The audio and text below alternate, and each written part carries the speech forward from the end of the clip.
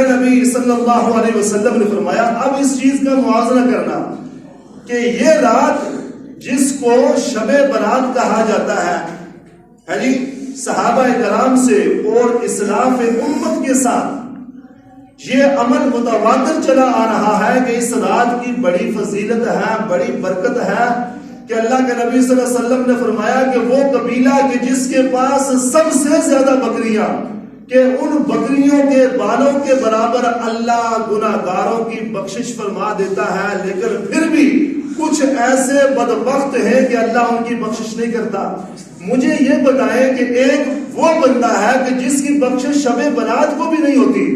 مجھے بتاؤ کہ ختم پڑھانے سے اس کی ہو سکتی ہے؟ میں آپ سے صرف جواب چاہوں گا کہ اللہ کے نبی صلی اللہ، مجھے یہ کسی مسلک کی بات نہیں ہے، یہ میرے اور آپ کی بات ہے، یہ بالکل سنی وہابی کا تو مسئلہ میں کرتا ہی نہیں ہوں۔ میں وہ بات کر رہا ہوں کہ ایک وہ شخص ہے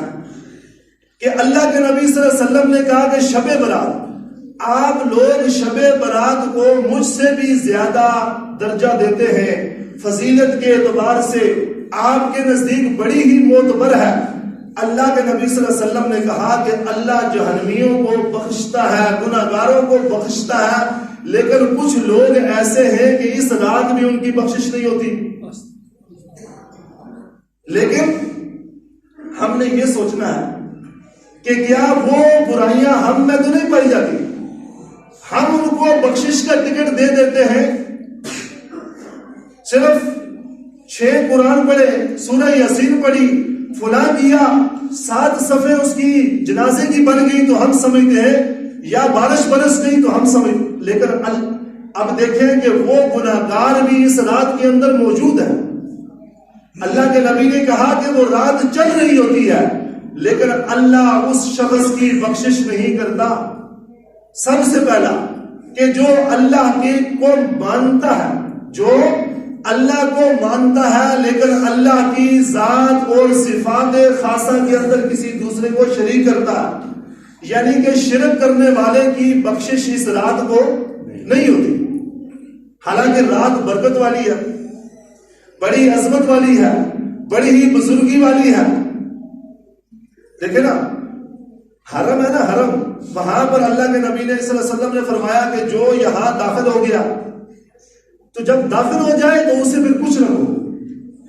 چاہے جیسا بھی ہے۔ فتح مکہ کے موقع میں کہا کہ جو ابو سفیان کے گھر میں آ گیا وہ امن کے اندر، جو حرم کے اندر آ گیا فرمایا کہ حرم کے اندر چیونٹی مکھی کو بھی نہ مارو۔ بھائی کوئی جیسا کہ اس زمانے کے اندر لوگ لڑائیاں ہوتی تھیں، ایک دوسرے کے ساتھ دشمنی ہوتی تھی، تو لوگ فوراً حرم کے اندر داخل ہو جاتے تھے، تو بڑے سے بڑا جو ہے نا ذلیل انسان جو ہوتا تھا وہ بھی کہتا تھا یار ہے میرا دشمن، لیکن یہ اب جس حدود کے اندر ہے یہ حدود ایسی ہے کہ اس کو کوئی تکلیف نہ دی جائے، جب یہ باہر نکلے گا پھر اس سے پوچھا جائے گا۔ لیکن دیکھیے کہ گناہگار، جنازہ بھی پڑھا جا رہا ہے، ختم بھی پڑھے جا رہے ہیں، چوتھے کل 40ویں سب کچھ ہو رہا ہے، لیکن اس کے باوجود ہم یہ سمجھتے ہیں، ہم آزاد الفکر ہوتے ہیں کہ بھائی یہ بس اس کی بخشش ہو گئی۔ لیکن اللہ کے نبی صلی اللہ علیہ وسلم نے فرمایا کہ یہ رات بڑی ہی بخشش والی، بڑی عظمت والی، اتنی بڑی شان، اتنی بڑی عظمت اور بڑے بڑے فیصلے اس رات کے اندر ہوتے ہیں، بڑی عظمت والی۔ میں نہیں بیان کرتا کہ کیا عظمت ہے، بس اتنا ہی کافی ہے کہ بڑی شان والی ہے۔ لیکن اللہ کے نبی صلی اللہ علیہ وسلم نے فرمایا کہ اللہ اس رات کو بنو کلب کے قبیلے کی بکریوں کے بالوں کے برابر لوگوں کو جو ہے نا جہنم سے آزاد کرتا ہے، ان کی بخشش کرتا ہے، لیکن شرک کرنے والے کو اللہ اس رات کو بھی معاف نہیں کرے گا۔ دوسرا، نفل پڑھ رہا ہے جی، حلوہ بھی تقسیم کر رہا ہے، قبرستان کے اندر جا کے مٹی بھی سیدھی کر رہا ہے، لیکن میرے نبی کوئی لگائے فتویٰ، اللہ کے نبی صلی اللہ علیہ وسلم نے فرمایا کہ شرک کرنے والا، ہاں اگر وہ شرک چھوڑ دے تو یہی اس کی توبہ ہے۔ شرک چھوڑ دیا کہ اللہ کی ذات اور صفات کے اندر کسی دوسرے کو حاجت روا، مشکل کشا، کار ساز و دستگیر، بغیر اسباب کے کوئی زندہ مارنا وغیرہ وغیرہ کچھ بھی اگر وہ مانتا ہے تو اللہ کی ذات کے ساتھ وہ شرک کرتا ہے۔ اور دوسرا، جو والدین کا نافرمان ہے، جو والدین کا نافرمان بڑی برکت والی رات ہے، اگر اس کے جنازے کی 500 صفحے کیوں نہ ہو جائے؟ یہ کس نے تمہیں دلیل دی؟ اللہ کے نبی نے کہا کہ وہ شب قدر کو بھی،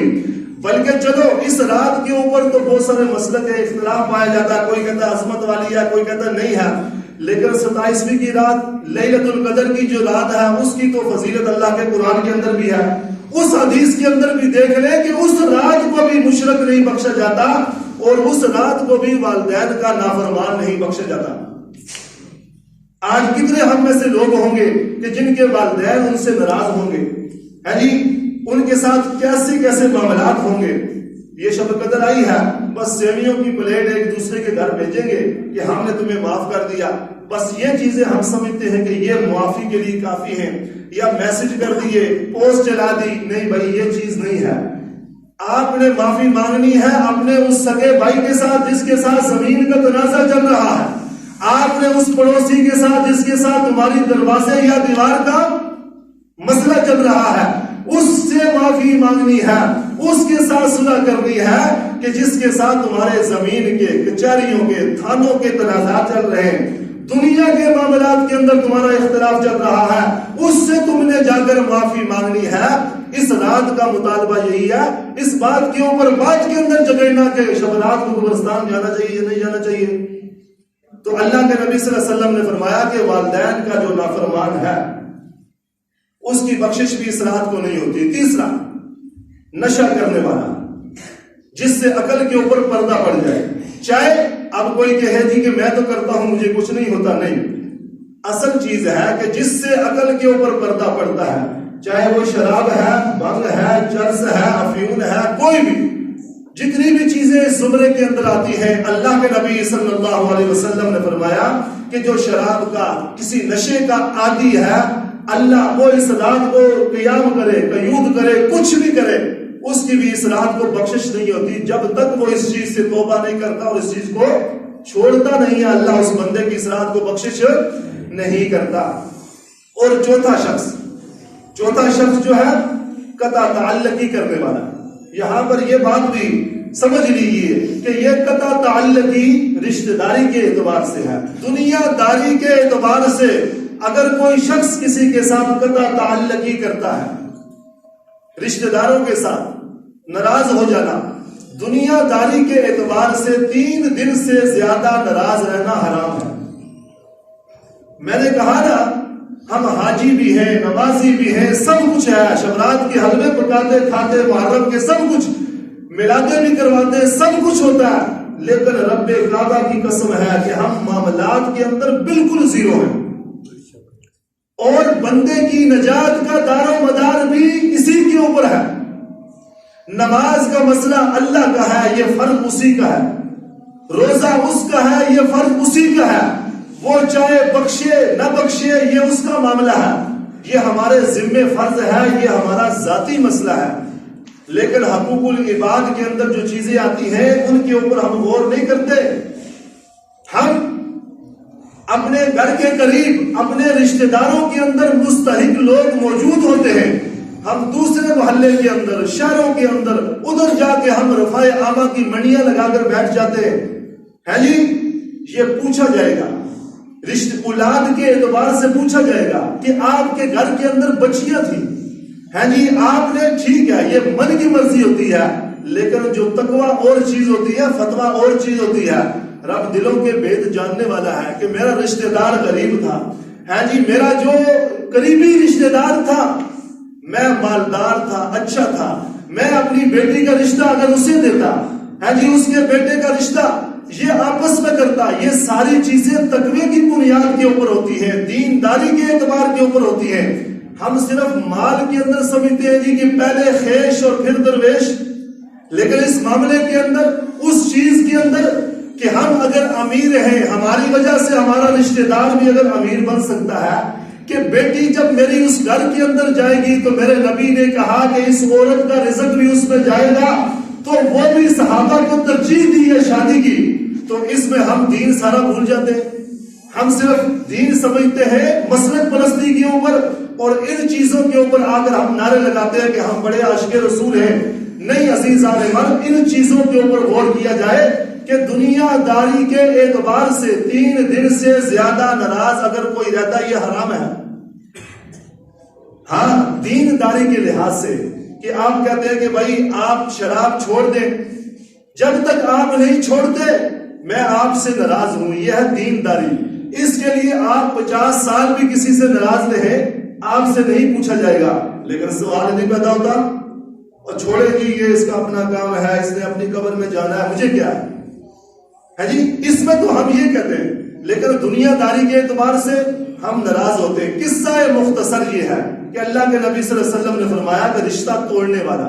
شادیاں آتی ہیں جی مامے کو راضی کرو، چاچے کو راضی کرو، فلانے کو، یہ ہے وہ ہے، اور یہ شبرات کو بھی ہم سیویاں صرف ان لوگوں کے جو ہمارے جاننے والے ہیں، دوست ہیں، یا جس کے گھر سے ہمارے گھر کوئی چیز آئی ہے ہماری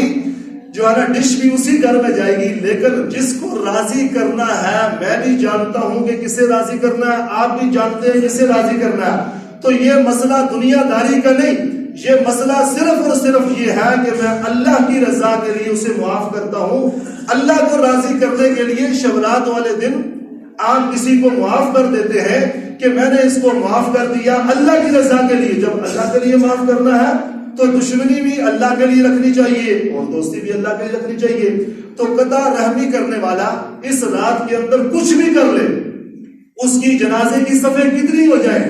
یہ میرا ہے، یہ کسی مسلک کی بات نہیں ہے، یہ اللہ کے نبی کا فرمان ہے. یہ آپ بھی مانیں گے اور آگے چلیے. چغل خور ہے جی، یعنی کہ فساد کرنا، ایک بات سنی اور سن کر کسی دوسرے تک پہنچا دی اس کی بات ہے جی، چغلی لگانا کہ فلاں نے ایسے کر دیا. تو اس سے تو دنیا کے نقصانات، گھروں کے اندر تباہی بربادی. تو اللہ کے نبی صلی اللہ علیہ وسلم نے فرمایا کہ اس شخص کی بھی بخشش اللہ کی رحمت سے یہ محروم رہتا ہے. اس رات کو بھی